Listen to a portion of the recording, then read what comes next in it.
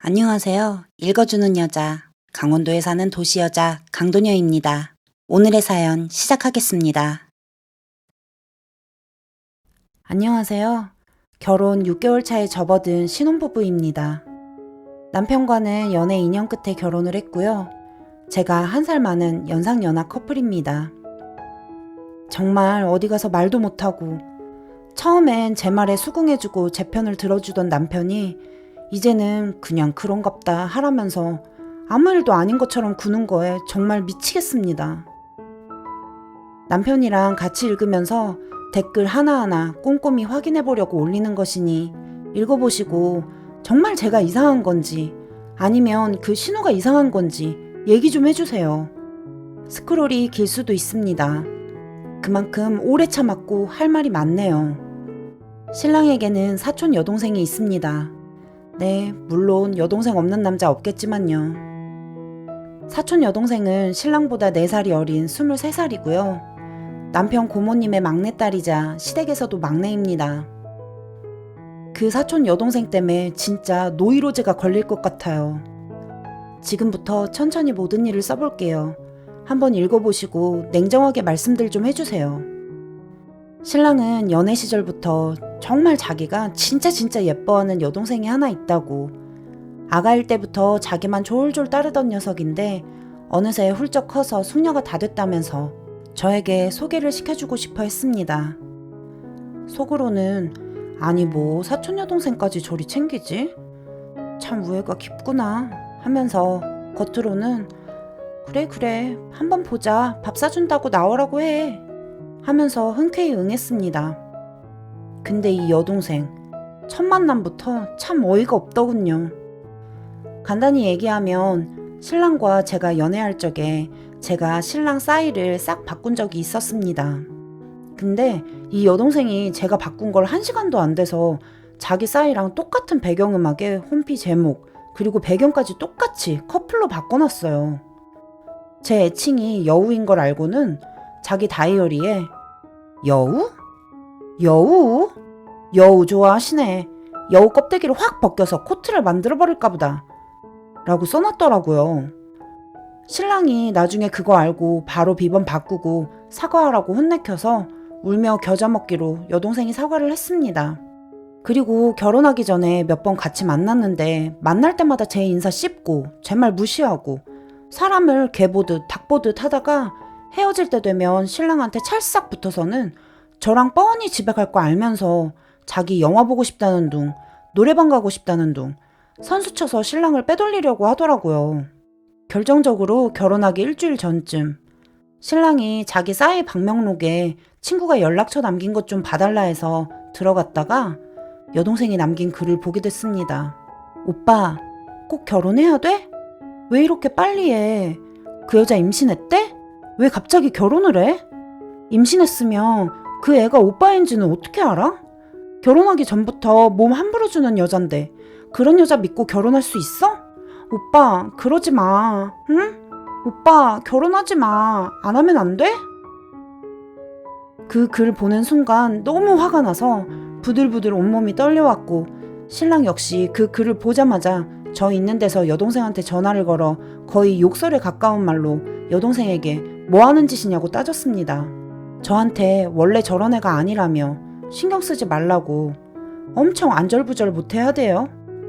그때부터 슬슬 의심이 시작됐습니다. 결혼을 하고 얼마 안 돼서 신랑과 분위기 좀 잡아보려고 와인을 준비해서 둘만의 시간을 보내고 있었습니다. 오랜만에 서로 눈 마주치고 분위기 잡고 있는데 그 여동생 술 먹고 왔습니다. 밤 11시예요. 차가 끊겼다면서 재워달라고 왔습니다. 온 걸 내보낼 수 없어서 자고 가라고 방 한 칸 내줬는데 술을 더 먹겠답니다. 막무가내로 술 더 달랍니다. 신랑이 화가 나서 곱게 자고 가? 너 왜 자꾸 이래 진짜? 그러는데도 막무가내입니다. 그래서 제가 와인밖에 없는데 와인이라도 드시겠어요? 하고 묻자 여동생 피식피식 웃으면서 와인요? 와인? 이러는 거 아니겠어요?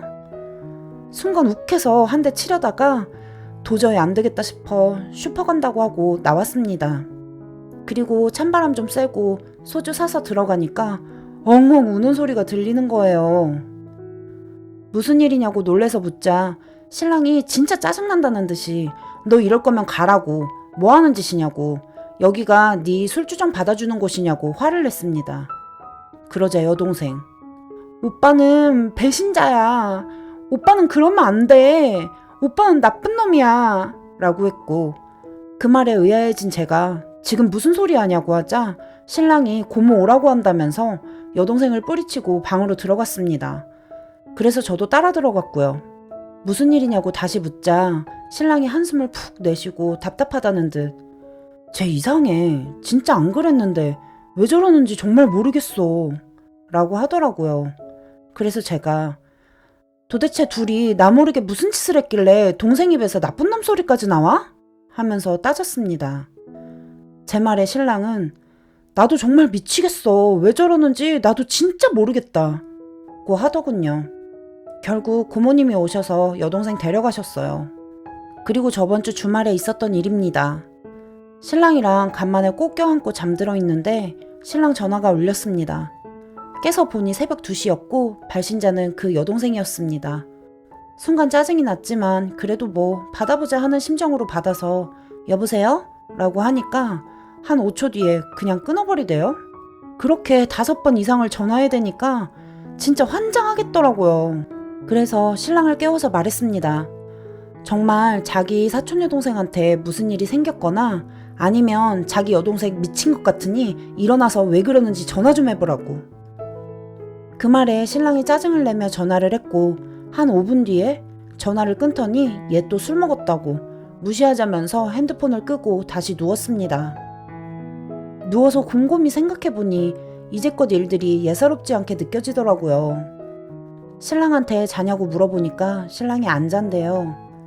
그래서 신랑더러 조심스럽게 아무리 봐도 땡땡 아가씨가 자기를 남자로 보는 것 같다고, 좀 선을 그어야 될 것 같다고 말하자 신랑이 아무 말 없이 한숨을 내쉬었습니다. 그리고 알았다면서 신경 쓰지 말고 자라고 팔베개 해주길래 저도 더 말 안 하고 잤습니다. 다음날 일어나서 신랑 핸드폰 켜보니까 새벽 6시까지 아가씨한테 전화가 와 있었어요. 그리고 바로 어제 일입니다. 저녁밥을 짓고 있는데 전화가 왔습니다.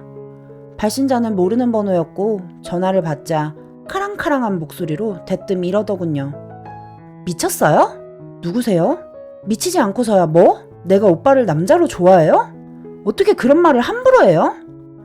아, 땡땡 아가씨세요? 잘 지냈어요? 잘 지냈어요? 이봐요 언니, 사랑과 전쟁 잘 본다고 오빠한테 듣긴 했는데 현실과 드라마 구분도 못해요? 그렇게 머리가 나빠요? 어디 나랑 오빠를 그런 사이로 매도해요? 이봐요 아가씨, 그래도 손 위에 어른한테 전화를 걸었으면 적어도 인사는. 인사? 내가 지금 미친년 취급을 당했는데 인사하게 생겼어요?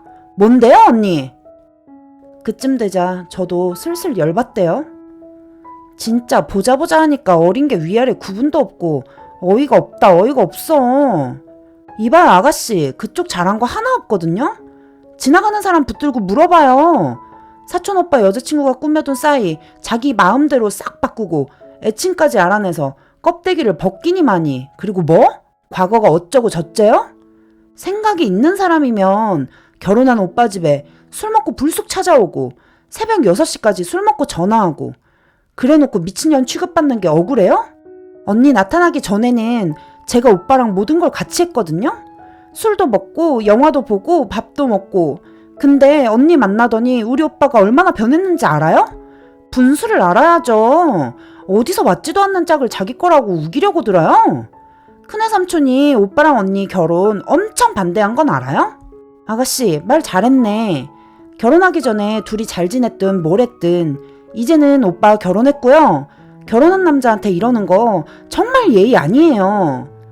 나도 아가씨 의심하는 거 예의 아니지만 아가씨 행동이 충분히 오해 살만했고 지금 이렇게 전화로 해서는 안 될 말까지 하는 거 오빠도 알아요? 나 오해 살만한 행동 한 적 없는데요? 잘 생각해봐요. 나중에 아가씨가 결혼했는데 아가씨 남편 여동생이 지금 아가씨처럼 굴면 아가씨는 어떨지, 그리고 그쪽 부모님이 아가씨 반대했다는 얘기까지 들으면 어떨지. 제정신이면 결혼한 오빠, 그것도 사촌 오빠한테 새벽 6시까지 전화하고 오빠 와이프한테 막말하고 그러진 않을 것 같네. 더 할 말 없어요. 전화하지 마세요. 라고 하고 전화 끊었습니다. 그리고 분에 못 이겨 막 소리 지르다가 남편한테 전화했습니다. 왜 도대체 이런 전화가 나한테 오냐고. 얘 도대체 뭐냐고. 미친 거냐고. 둘이 뭔 짓을 어떻게 했길래 내가 이런 소리를 들어야 되고 신경 써야 되냐고. 그렇게 소리치자 신랑이 처음엔 아무 말 안 하더니 곧 땡땡이한테 전화 왔냐면서 아 진짜 왜 그러냐고 좀 그냥 넘기자면서 전화를 끊어버렸어요. 그리고 퇴근한 남편 붙들고 얘기 좀 하자고 하니 남편이 선수쳐서 이리 말하대요. 제가 과민 반응하는 거라고. 쟤 그저 오빠 없이 자란 애라 내가 자기 친오빠와 다름없었는데 갑자기 내가 결혼해버리니 어색하고 서운해서 그러는 거라고. 좀 이해하라고. 그래서 제가 서운하고 어색하면 오빠랑 결혼할 여자 걸레 취급하고 미친년 취급해도 되냐고 따지면서 울자 신랑이 당황한 듯 아, 좀 그러지 말자 이러더니 나가버리대요. 그리고는 아직까지 이렇다 저렇다 말도 없이 눈도 마주치지 않고 있습니다. 저 여동생이 오해하게끔 한 일은 저게 끝이 아닙니다. 대충 큰일 몇 가지만 써둔 건데요. 명절 때 시댁에 있다가 친정을 가면 여동생한테 문자 옵니다. 여동생도 고모 딸인지라 우리가 친정 가면 시댁에 와서 늘 시간이 엇갈렸거든요. 문자로 오빠 어디 갔어? 나 왔는데 빨리 와 보고 싶어. 이렇게 보내고 신랑이 이러저러해서 처가 왔다 라고 하면 처가? 친정을 왜 간대? 진짜 웃겨. 며느리 주제에 어떻게 감히 친정을 가? 정말 아니다 라고 답변을 보내주대요. 그럼 고모님은 어떻게 친정을 오셨지? 심지어 여동생 친구들은 우리 신랑이 여동생 남친인 줄 아는 사람도 몇 있더라고요. 남편은 사이가 너무 좋아서 가끔 오해를 사는 것 뿐이니 신경 쓰지 말라고 그냥 무시하라고 하는데 제가 무시할 일인가요 이게? 어머님 아버님도 그냥 신랑이랑 그 아가씨랑 아기 때부터 너무 친했다고 아가씨가 질투하는 거라고 웃어 넘기라는데 이건 질투 수준이 넘은 것 같아요. 신랑도 처음엔 화도 내고 욕도 하고 무시도 했는데 아가씨 또한 신랑의 그런 반응을 전혀 무시한 채 행동하니 신랑도 슬슬 지겨운가 봅니다. 정말 이건 무슨 경우인지 모르겠어요. 꼭 어딜 갈 때도 차 앞좌석에 자기가 타려고 하고 거긴 내 자리라고. 넥타이도 내가 고쳐준 거 자기가 다시 고쳐주려고 하고 머리도 꼭 드라이어로 자기가 말려주려고 하고 대체 이게 뭔지 모르겠네요. 신랑도 환장하겠대요. 그래서 그냥 무시하자고 해요. 그러더니 이젠 제가 과민 반응이랍니다. 이제는 저한테 화를 냅니다. 제가 과민 반응 보이는 걸까요? 아니면 아가씨의 행동에 문제가 있긴 한 건가요? 현명한 여러분들, 이걸 어찌하면 좋을지 말씀 좀 해주세요. 추가 글입니다. 신랑에게 다 보여줬고요. 댓글도 하나하나 꼼꼼히 소리내서 읽어줬습니다. 신랑 처음엔 쌍욕까지 하면서 댓글 달아주신 분들 글에 화를 좀 내다가 제가 화낼 일 아니고 정상적인 사람이면 이렇게 생각하는 거 당연한 거라고 어디 화를 내냐고 되려 따지니까 신랑이 알았다고 주말에 고모님 고모부님 다 모셔놓고 말씀드린답니다. 그리고 어머님 아버님한테도 말해서 아가씨가 연락 안 할 때까지 시댁 집안 행사에 참석 안 하겠다고 말한다고 하네요. 그리고 자기는 정말 억울하답니다. 어렸을 때부터 가까운 데 살아서 거의 매일 붙어 있었고 학창시절에 아가씨 사춘기 때 마음 못 잡고 방황하는 거 오빠 된 마음으로 몇 번 불러다가 혼도 내고 타이르기도 하고 그때 신경을 좀 많이 써준 게 단데 도대체가 왜 그러는지를 모르겠답니다. 그러면서 하는 말이 죽을 때까지 비밀로 하려고 한 건데 실은 아가씨가 신랑한테 고백을 했었대요. 오빠가 사촌 오빠가 아니었으면 좋겠다고 외국 나가서 같이 살면 안 되냐고. 그게 결혼 며칠 앞두고 한 말이라 신랑은 그냥 동생이 형제간의 우애를 남녀간의 애정으로 착각하는 것 같아 잘 타일러서 돌려보냈다고 합니다. 그 말에 제가 펄쩍 뛰면서 거 보라고, 제정신 아니지 않냐고, 손뼉도 맞아야 친다는데 아가씨 혼자 그런 마음 먹고 고백까지 한다는 게 말이 되냐고 화를 냈습니다. 신랑은 제가 하는 말 다 끝까지 듣더니 동생에게 바로 제가 보는 앞에서 전화를 했어요. 앞으로 연락도 하지 말고 더 이상 마주치는 일 없이 그냥 다른 집 사촌들처럼 지내자면서, 너 때문에 내 와이프 스트레스 받는 거 더 이상 못 보겠고 더러운 오해 받는 것도 더 이상은 못 하겠다고. 주말에 고모한테 다 말할 거니까 이제 너 나한테 연락도 하지 말고 좋아해도 욕먹지 않는 그런 남자 만나라고. 나는 단 한순간도 너 여자로 본 적도 없고 너한테 희망을 준 적도 없다고. 나한테는 우리 와이프뿐이고 그게 정상이고 넌 미쳤다고. 그렇게 말하고 끊었습니다. 그리고 신랑이 정말 많이 속상한지 울더라고요. 자기한테는 진짜 이쁜 여동생이었고 상상도 못했다고. 저러다 말겠지 했는데 내가 너무 방관해서 여동생도 잃고 와이프한테 믿음도 잃었다고. 잘못했다고 말해서 저도 일단 더는 화내지 않고 주말에 같이 가기로 했습니다. 아직 100% 믿음을 준 건 아니지만 주말에 고모님 내외분 찾아뵙고 전후 사정 다 말씀드려서 해결 보겠습니다. 그리고 아버님 어머님한테도 사실대로 다 털어놓고 아가씨랑 얼굴 마주보고 싶지 않다고도 말씀드리고 오겠습니다. 주말이 지난 후에 후기 올릴게요. 진심으로 충고해주신 모든 분들 감사합니다. 아직까지 신랑을 다 믿을 순 없지만 그래도 주말까지 지켜볼게요. 감사합니다. 후기입니다. 안녕하세요. 금요일날 남편과 시누이의 사이를 의심하고 톡을 썼던 여자입니다. 주말이 참 길면서 짧게 지나간 것 같네요. 지금 신랑 막 출근시키고 기다리실 여러분들에게 빨리 후기를 전하고 싶어 청소도 마다하고 컴퓨터 앞에 앉았습니다. 정신없이 지나갔어요, 주말이. 금요일날 신랑에게 댓글을 다 읽어주고 신랑이 사태의 심각성을 깨닫게 되었고 시부모님과 고모님께 모든 사실을 말하겠다고 결론 지은 뒤에 전 신랑의 핸드폰을 뺏어뒀습니다. 왠지 모르게 분명히 여동생과 연락을 할 것 같았거든요. 신랑은 이렇다 저렇다 불평 한마디 없이 순순히 핸드폰을 내주었고 그때부터 신랑은 베란다 밖에도 나가지 못했어요. 제가 딱 잘라 말했거든요. 믿음을 다시 찾고 싶거든 지금은 내 말대로 해주라고요. 그래서 신랑은 제 말대로 다 해주기로 했고 제 눈에 보이게끔 움직여줬어요. 아무리 생각해도 제 머리로는 도저히 아가씨가 이해가 안 되는 상황이었기에 신랑과 더 말해봐야 제 머리만 아플 것 같아서 더 이상 그 문제에 대해서 얘기도 안 하고 있었습니다. 어차피 내일이 되면 제가 미친년이 되든 신우가 미친년이 되든 결론이 날 테니까요. 그리고 신랑과 함께 잠자리에 들었습니다. 잠자리에 들어서도 머릿속에는 온통 어떻게 하면 내가 헛소리하는 게 아니라는 걸 어른들이 믿어주실지 어떻게 해야 될지 감이 안 잡히더라고요.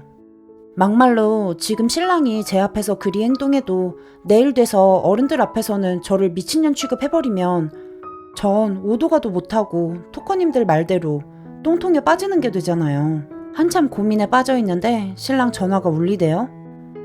발신자 볼 필요도 없이 신우일 거라는 걸 직감했습니다. 역시 맞았고요.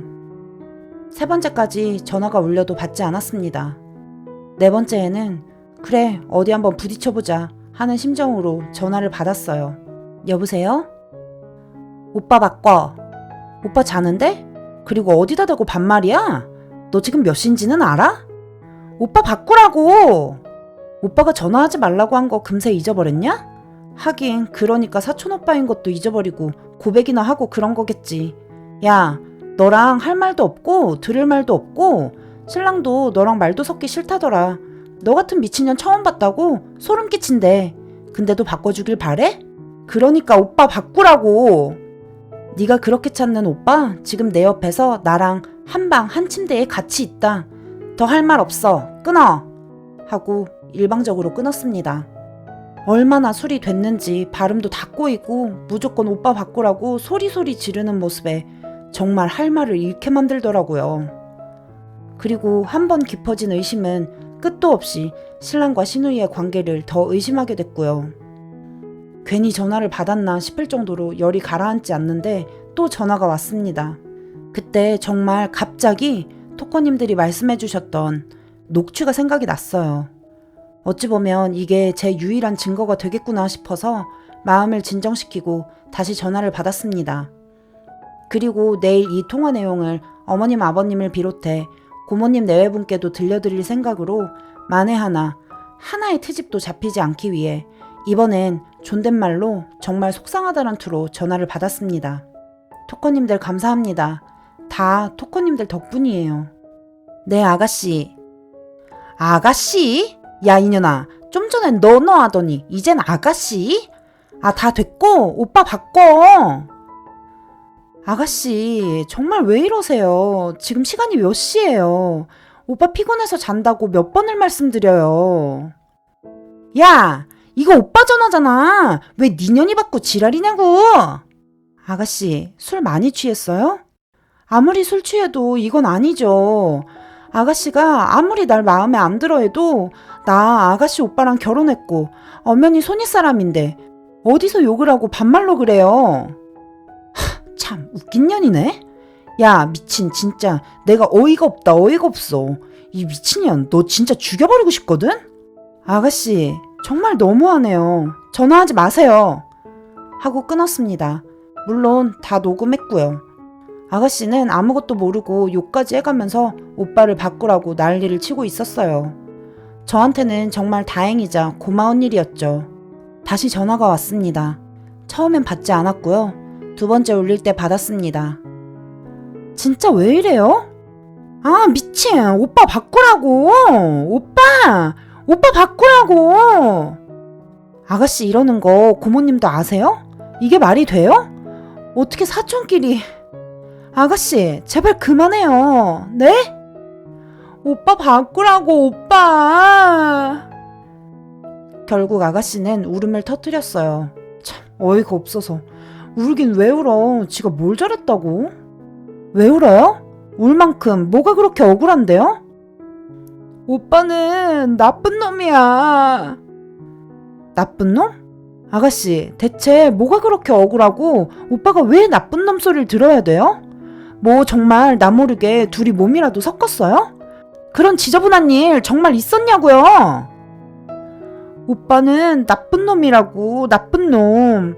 그리고 너 때문이야. 너만 없어지면 돼. 진짜 안 되겠네. 왜 이래요? 정말 둘이 갈 때까지 다 간 거예요? 말해보라고요. 야, 내가 너처럼 함부로 몸 굴리는 애로 보여? 어따 대고 개소리야.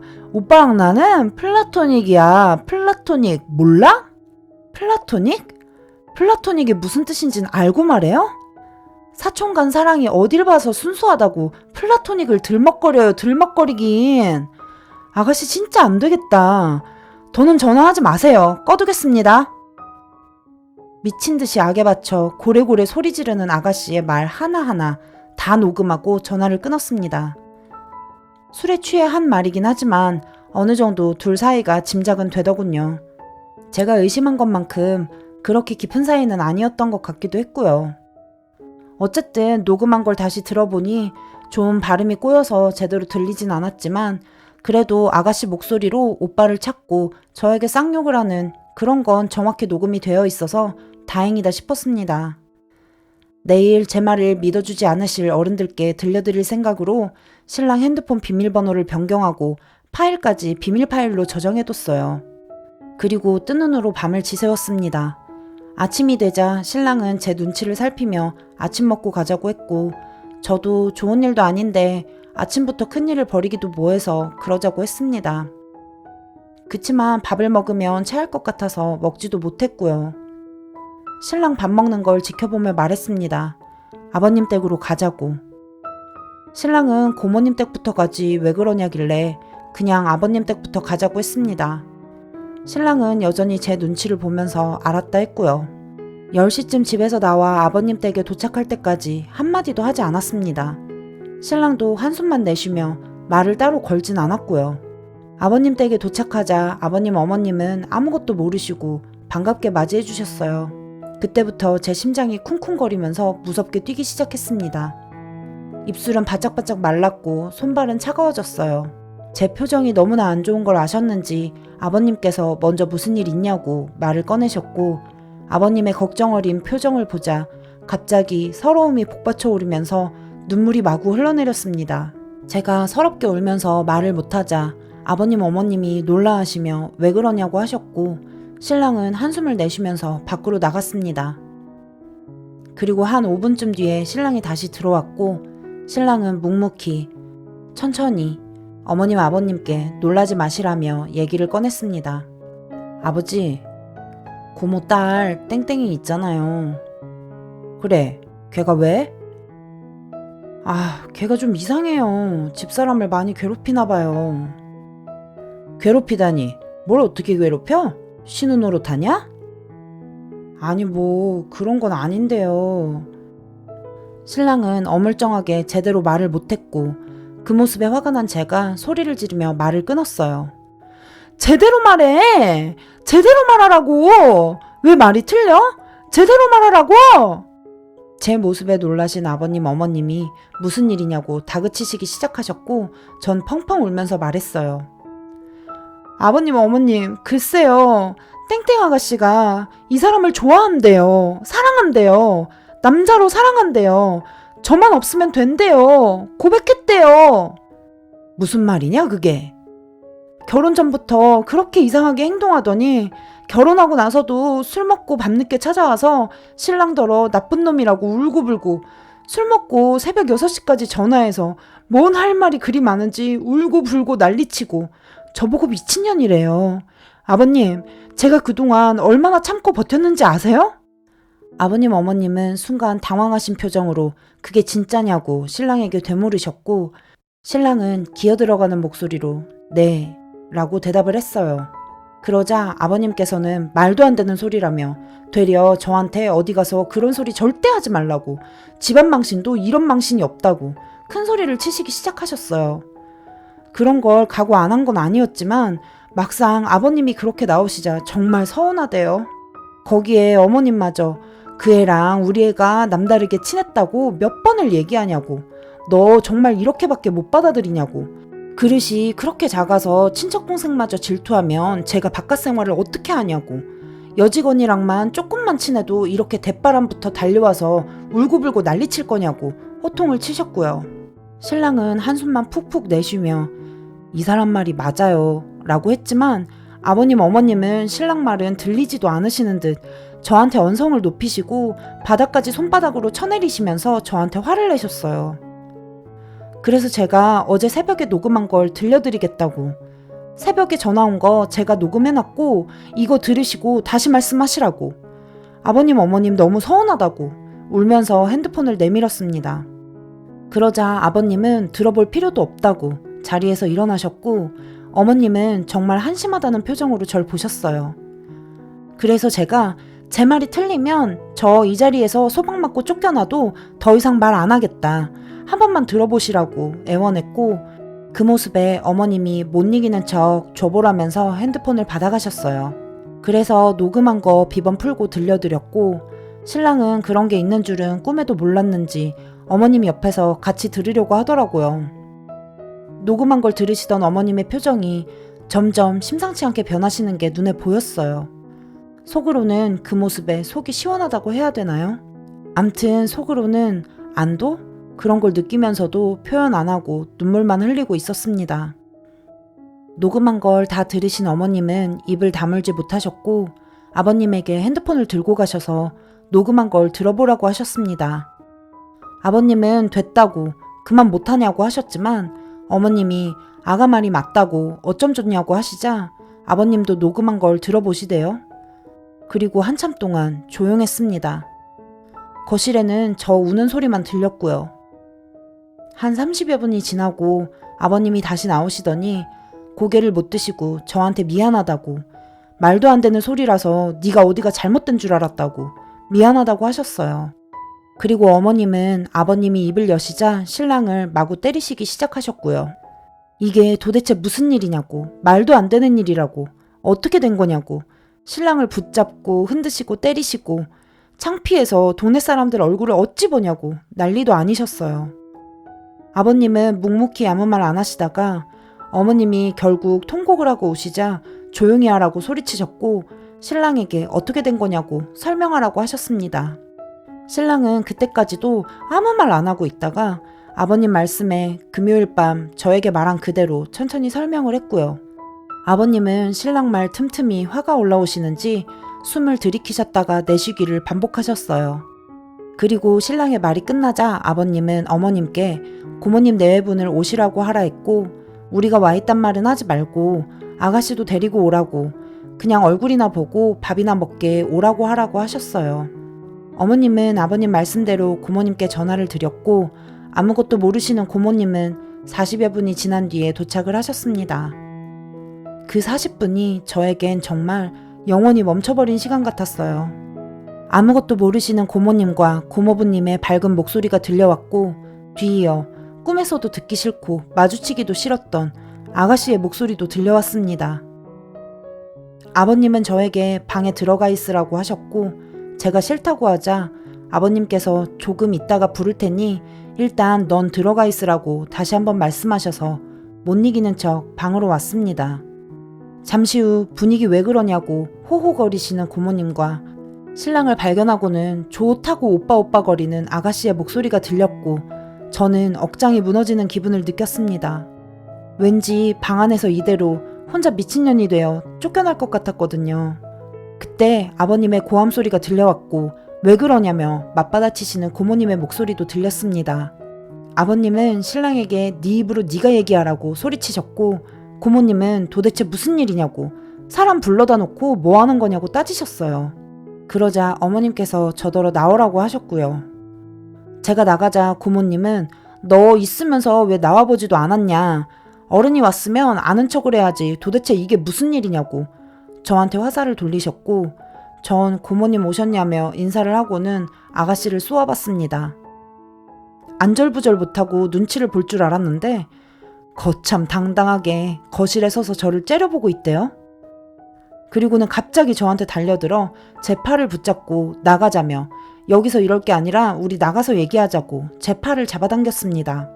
그 모습에 신랑이 일어나 아가씨를 밀쳐내며 뭐하는 짓이냐고 소리를 질렀고 내동댕이 쳐진 아가씨를 보고 고모님과 고모부님이 놀래서 신랑한테 뭐하는 거냐고 소리를 치셨어요. 집안은 서로 소리치고 전 울고 정신이 하나도 없었습니다. 고모님은 신랑에게 너 지금 뭐하는 거냐고 왜 애를 밀치냐고 따지셨고 신랑은 대답하기도 싫다는 듯 고개를 돌려버렸습니다. 그리고 아가씨는 신랑에게 밀쳐져서 충격을 받았는지 갑자기 울음을 터뜨리대요. 그러자 아버님이 호통을 치셨어요. 다 조용히 하고 앉으라고. 그리고 땡땡이 울지 말고 네가 말해보라고. 네 새언니가 한 말이 사실이고 새언니 핸드폰에 녹음된 목소리가 네 목소리 맞냐고. 아버님께서 목에 핏대를 세우시며 말씀하시자 고모님과 고모부님이 정말 왜 그러냐고 앞뒤 사정은 말해주고 혼내라면서 아버님께 대들었습니다. 아가씨는 입을 꾹 다물고 울고만 있지 고모님은 아무것도 모르시고 화만 내시지 어머님은 자리 깔고 누워버리셨지 아주 집이 엉망진창이었어요. 그래서 제가 말하기로 했습니다. 누구보다 속상하고 누구보다 속이 터지는 건 저일 테니까요. 전 고모님께 모든 걸 사실대로 말했고 고모님은 제 말이 끝나기 무섭게 제 뺨을 치셨습니다. 지금 누구를 어떻게 매도하고 어디 입에 담지 못할 더러운 소리를 하냐고요. 갑자기 맞은 뺨에 할 말을 못하고 있는데 신랑이 고모님께 버럭 소리를 지르며 저 사람 말 다 맞다고 왜 엄한 사람을 때리냐고 저 사람 고모한테 맞을 짓 한 거 하나도 없다고 때리려면 고모 딸을 때리라고 대들었습니다. 그러자 고모부님이 신랑에게 입 못 닥치냐고 역정을 내셨고 아버님은 정말 화가 나셨는지 갑자기 신랑을 때리기 시작하셨어요. 저도 정말 깜짝 놀랐습니다. 갑자기 신랑의 뺨을 때리시고 머리를 잡고 흔드시고 발로 밟으시고 나가 죽으라면서 이게 도대체 무슨 일이냐고 너랑 쟤랑 입에 담지 못할 더러운 짓까지 하면서 이 사단을 만든 거냐고 아버님은 저러다 쓰러지실까 무서울 정도로 신랑을 두들겨 패셨습니다. 그 모습에 고모님을 비롯해 고모부님, 저 역시 아무 말도 못하고 안절부절하는데 참 어이없게도 아가씨가 갑자기 뛰어들더니 아버님 바지자락을 붙잡고 늘어지대요. 그만하시라고. 그러다 사람 죽겠다고. 자기가 다 말한다고. 외삼촌 그만하라면서 엉엉 울면서 아버님을 붙잡고 늘어졌어요. 말하려면 진작에 말할 것이지 여지껏 울고만 있던 게 짜증나게. 그리고 무슨 말을 하냐고 아가씨를 다그치는 고모님께 아버님은 조용히 하라면서 화를 내셨고 숨을 고르시며 아가씨에게 말해보라고 했습니다. 아가씨는 엉엉 울면서 말했어요. 진짜 그 우는 모습을 보고 있자니 머리 끄댕이라도 잡고 흔들고 싶을 정도로 얄밉고 저주스럽고 증오스럽대요. 저도 처음 알았습니다. 사람을 이렇게 미워할 수 있다는 걸요. 아가씨가 한 말입니다. 아기 때부터 크면 오빠랑 결혼할 줄 알았어요. 오빠도 나 좋아했어요. 내가 고백했을 때 오빠가 웃으면서 네가 더 커서 그때도 나만 좋아하면 그때는 오빠도 네만 받아준다고 했어요. 그래놓고 오빠는 다른 여자랑 결혼했어요. 난 여지껏 오빠 하나만 보고 오빠 하나만 믿고 오빠만 좋아했는데 오빠가 나보고 커서도 나만 좋아해달라고 해놓고 이제 와서 전현이랑 결혼했어요. 우리 잘못한 거 없는데 왜 우리한테 뭐라고 해요? 오빠랑 나랑 제일 가슴 아픈 건데 왜 우리한테 뭐라고 해요? 기가 차대요. 이게 대체 뭔 말인가 싶어서 어이도 없고 기도 차고 저게 정말 사촌 입에서 나올 말인가 싶으면서 온몸에 소름이 돋고 머리가 어질어질했습니다. 그 말에 신랑이 펄쩍 뛰면서 내가 언제 그랬냐고 말을 바로 하라고 하자 아버님이 신랑의 뺨을 한 대 더 때리시며 말씀하셨어요. 이래도 아니냐고. 니네 더러운 짓까지 한 거 아니냐고. 그러자 신랑은 왜 자기 말은 안 믿어주냐고 정말 억울하다고 눈물까지 흘리면서 말했어요. 신랑의 말입니다. 고등학교 졸업식하고 쟤 데리고 작은 선물 하나 사줄까 해서 시내 나갔는데 제가 갑자기 나보고 좋아한다고 오빠 아니면 안 된다고 했습니다. 말이 안 되는 소리잖아요. 그치만 제 여고생이었고 남자 대할 기회가 얼마 없었으니까 잠시 착각하는 걸 거다 싶어서 독한 말로 돌려보낼 만큼 모진 놈이 못 돼서 나중에 커서도 네가 나밖에 없으면 그때 다시 얘기하자고 했습니다. 그때 가서 마음 받아준단 말 단 한 번도 한 적 없습니다. 사촌 여동생이라 손잡아준 적은 있었어도 여자라고 흑심 품고 손잡아 본 적도 단 한 번도 없습니다. 그런 상상도 해본 적 없습니다. 그저 좋은 남자 만나서 언제 그랬냐는 듯 그때 그랬지 하고 껄껄 웃으면서 얘기할 날 올 거라 믿었고 신경도 안 썼습니다. 그게 그렇게 잘못된 일입니까? 신랑 말에 아가씨는 신랑을 부르며 아니잖아 이게 아니잖아 라고 울고 매달렸고 고모님은 어떻게 이런 일이 일어났냐고 내가 저걸 태어났을 때 거꾸로 뒤집었어야 됐는데 괜히 키웠다면서 가슴을 치며 울기 시작하셨어요. 아버님은 아가씨의 그런 모습에 신랑에게 너 바른 대로 말하라고 정말 아가씨와 넘지 말아야 할 선까지 넘은 거 아니냐고 말씀하셨고 신랑은 하늘에 맹세코 아버님 이름 걸고 그런 적 없다고 울면서 말했습니다. 아가씨는 신랑의 팔을 붙잡고 여전히 울고불고 매달리고 있었고요. 그 모습에 화가 난 제가 아가씨를 밀치며 아직도 정신 못 차렸냐고 남들이 다 제정신 아니라는데 왜 혼자 그러냐고 그만 좀 하라고 소리쳤습니다. 그러자 와 이게 제대로 미친년이 맞는 것 같아요. 갑자기 눈에 불을 켜고 저한테 덤비대요. 아직도 목이랑 어깨에 긁힌 자국이 선명하게 남았습니다. 입에 담지 못할 쌍욕을 퍼붓고 저주의 말을 퍼부으며 제 머리를 잡고 흔들고 손톱을 세워 덤비는 아가씨에게 분하게도 어떻게 반항 한번 못해보고 당했습니다. 병신 같다고 욕하셔도 할 수 없는 게 너무 많이 울어 진이 다 빠진 상태였고 갑자기 당한 일이라 경황이 없었습니다. 그 모습에 고모부님과 신랑이 아가씨를 떼어놨고 고모부님이 아가씨의 뺨을 때리셨어요. 그만 못하냐고 너 제정신 아니라고 창피해서 밖을 어떻게 나가냐고 집에 가자고 하시자 아가씨는 절 가리키며 전현만 없으면 되잖아. 전현만 없으면 되는데 왜 다 나한테 뭐라고 해? 라고 소리치고 다시 저에게 덤벼들었어요. 그러자 고모부님이 다시 아가씨를 붙잡아 연달아 뺨을 2대 때리시며 여기서 더하면 너 내 자식 안 한다고 집에 가자고 하셨어요. 고모님은 그때까지도 집안이 망하려고 한다고 이제 어떻게 사냐고 조상님 보기 부끄러워서 어떻게 사냐고 통곡을 하셨습니다. 그런 고모님께 고모부님은 다 죽은 조상은 왜 자꾸 지랄이냐고 역정을 내시며 아버님께 죄송합니다 형님. 제가 자식을 잘못 키웠습니다. 라고 허리를 굽혀 인사를 하셨어요. 그리고 아가씨의 팔을 잡고 데리고 나가려 하셨습니다. 근데 정말 미치긴 단단히 미쳤나 봐요. 고모부님이 그렇게 끌고 나가는데도 안 끌려 나가고 신랑의 팔을 잡고 오빠 왜 그래? 정신 좀 차려봐. 지금 잠깐 전현한테 한눈 파는 거지? 그치? 전현이 잘 돼주니까 난 안 주고 전현은 잘 주니까 오빠가 이러는 거지? 라고 말하며 매달려 있대요. 그러자 신랑이 더는 못 참겠다는 듯이 아가씨의 뺨을 올려 쳤고요. 뺨을 맞고도 다시 매달리는 아가씨를 내팽개치며 죽을 때까지 보지도 말고 연락도 하지 마. 어디 가서 그냥 조용히 죽은 듯이 살아. 고모부님께 죄송하지만 저 더 이상 제 사람 취급 안 해요. 제발 그만 좀 해. 하더라고요. 제가 나설 자리는 하나도 없었습니다. 알아서 아가씨가 말했고 아버님 고모부님이 모두 아가씨에게 미친년 소리를 해주셨고 신랑이 때려줬고 아가씨는 신랑의 말에 충격받은 듯 멍하니 서 있었고 신랑은 절 데리고 방으로 들어갔습니다. 그리고 거실에서 고모의 통곡 소리와 아버님의 한숨 소리, 고모부님의 낮은 목소리, 마지막으로 아가씨의 절규 소리까지 들려왔어요. 방에 들어와 신랑을 보니 아버님께 아까 맞은 자리가 뻘겋게 부어올랐고 입술도 터져 있더라고요. 그 모습에 갑자기 멈췄던 눈물이 다시 올라왔습니다. 이 사람이 조금이라도 못됐었다면, 모질었다면 이런 일까지 없었을 건데. 욕하셔도 어쩔 수 없지만 아직은 제가 신랑을 많이 사랑하나 봅니다. 신랑은 저에게 미안하다며 무릎을 꿇었고 무릎 꿇은 상태로 울었습니다.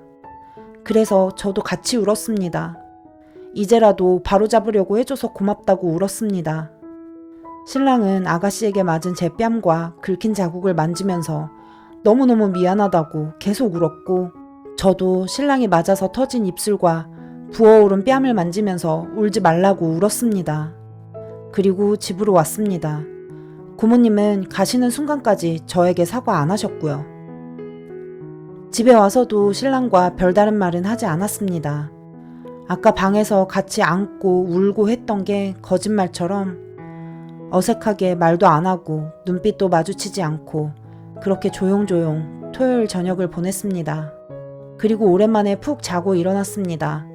일어나 보니 12시가 다 된 시간이었고 신랑은 옆에서 같이 누워있더라고요. 늦은 아침 겸 점심을 먹고 신랑과 커피 한잔 하는데 아버님께 넘어오라는 전화가 왔습니다. 가고 싶진 않았지만 그래도 제가 벌인 일이고 제목까지 화를 내주신 아버님이었고 어제 그냥 온 것도 마음에 걸려 넘어가기로 했습니다. 그래서 아버님께 가서 고개도 못 들고 앉아있으려니 어머님이 오셔서 제 손을 붙잡고 말씀하셨습니다. 그동안 고생 많았다고, 몰라줘서 미안했고 어제 험한 말해서 미안하다고, 앞으로 둘이 아무것도 신경 쓰지 말고 둘만 보고 살고 니들이 불편하면 당분간 정리될 때까지 안 와도 된다고. 어머님의 말에 그동안 서운했고 서러웠던 감정이 다시 생각나며 눈물이 나왔고 아버님께서는 한숨을 내쉬고 말씀하셨어요. 어제 신랑 때린 거, 그동안 신랑이 제 마음 아프게 한 거 그걸로 다 풀린다는 건 어림도 없지만 그래도 그걸로 제 마음 좀 풀고 신랑 용서해줬으면 하신다고요. 그리고 지금 저희 사는 집 팔고 아버님 어머님께서 돈을 좀 더 보태주신다고 아가씨가 모르는 곳으로 이사를 가라고 하셨어요.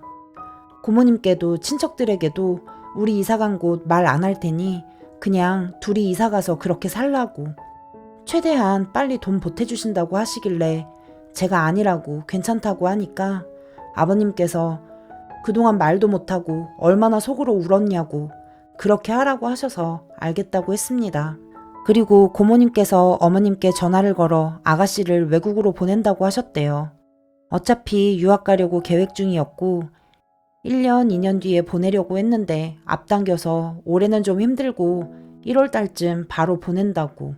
신랑더러 외국에서 같이 살자고 했던 게 유학 얘기였나 봐요. 거기서 죽든 살든 남자 만나서 결혼할 때나 한국 오라고. 안 그러면 안 본다고 하셨대요. 물론 믿지는 않습니다. 살인자도 자기 자식이면 품는 게 부모인데 아가씨를 그렇게 모른 척 하실 리가 없으니까요. 어쨌든 고모님께서 그렇게 알라고 하시면서 저한테 미처 사과를 못 하셨다고, 미안하다고 좀 전해달라고 하셨대요. 그래서 어머님께서 사과는 고모가 할 게 아니라 땡땡이가 해야 되는 거니 나중에 정신 들고 자기 잘못 알게 되면 그때 사과하라고 하라 하셨대요. 어머님 아버님께서는 신랑더러 할 수 있으면 직장도 옮겨보라고 하셨으나 아가씨 유학 간다는 말에 제가 그렇게까지는 안 해도 될 것 같다고 말씀드렸고, 아버님은 알았다고, 너희가 알아서 잘하고 정말 마음고생 많았다고 다시 한번 제 손을 잡아주셨어요. 그리고 집으로 오는 길에 갑자기 웃음이 나오대요. 만약에 제가 토커님들에게 제 한풀이를 하지 않았고, 그리고 한풀이를 했더라도 녹취하라는 댓글이 없었고, 금요일 밤 아가씨의 전화가 없었다면 아마 저만 미친년 되고 저만 이상한 년 돼서 계속 마음고생하다가 이혼녀 딱지 달고 어디 가서 말도 못하고 그렇게 살았겠죠? 제 속에 쌓여진 응어리는 다 풀리지 않았을 거예요.